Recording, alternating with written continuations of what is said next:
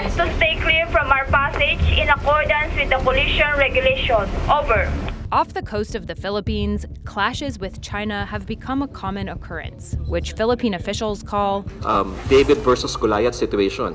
The external security environment is becoming more complex. It is becoming more unpredictable. The rising tensions between the two countries have major implications for the United States and have opened the door for a greater U.S. military presence in the Philippines. We're a mutual defense treaty partner, and we will come to the aid of the Philippines if they're attacked. It's as simple as that. Here's what's happening in the Philippines and why the country is becoming increasingly important to global superpowers, big players in the Pacific, and smaller neighbors in the South China Sea.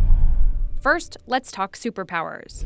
The Philippines is part of an arc of U.S. allies and partners that Washington is leaning on for help countering China.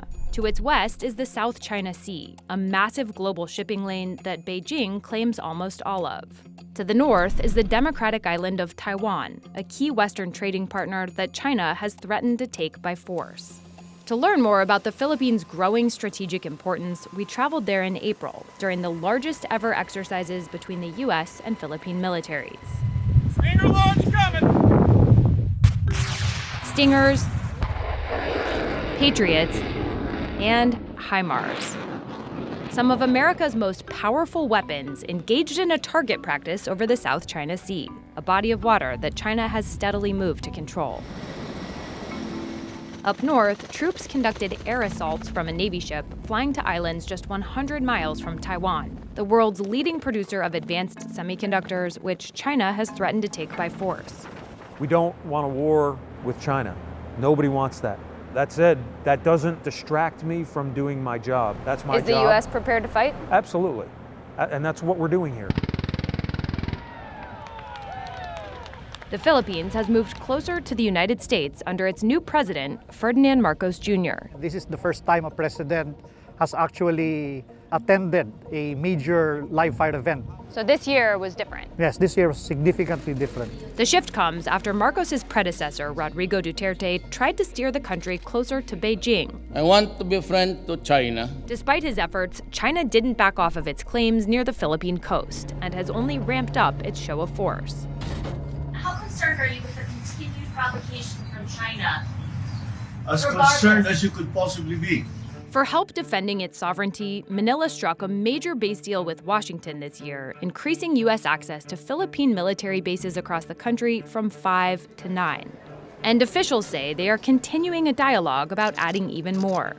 The developments have angered officials in Beijing, who have said that China opposes the wanton expansion of military alliances and have accused the U.S. of trying to contain China. China's embassy in Manila didn't respond to requests for comment for this story.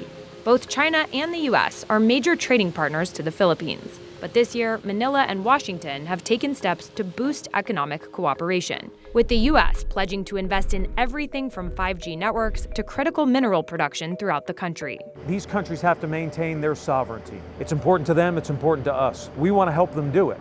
The Philippines is also moving closer to U.S. allies in the Pacific, like Australia, Japan, and South Korea. Some of those countries have also trained alongside Filipino troops. And with Marcos in charge, their leaders have made moves to improve ties with Manila. This elevation is an important symbol of the strength of our relationship and our shared commitment to do more together.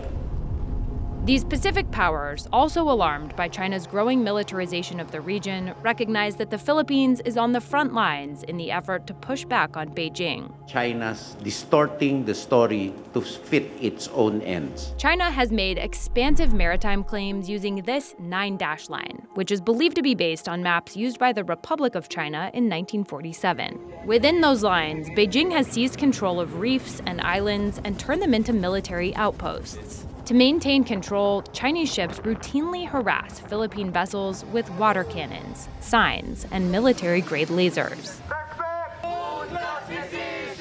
China's actions have angered much of the population, and under Marcos, the Philippines has been pushing back. The Coast Guard has adopted a new strategy of publicizing encounters with Chinese ships and calling out Beijing for not abiding by an international ruling that invalidated China's 9-dash line claims. It just goes to show that the Chinese have always been ignoring the international law. Beijing has ignored the international ruling and has said that its maneuvers are legal and justified. Now, Pacific powers like Australia and Japan are planning to conduct joint patrols with the Philippines to up the pressure on Beijing and keep the waters that are vital to their economies and national security open and free.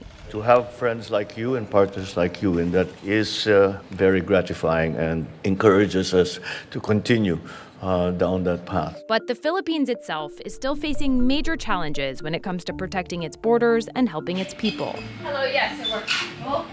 The economy has been growing, with the World Bank forecasting 6% growth in 2023. And while the country has been blessed with a wealth of natural resources and a young and growing population, millions of people leave to work abroad. More than 15% of the population lives in poverty, and rising prices have hit hard. Inflation for rice, the country's #1 food staple, surged to 8.7% this summer, prompting the government to impose price caps. And fish stocks, another food staple, have been declining. The country is also plagued by its small number of military assets, its frail power grids, and its congested roads.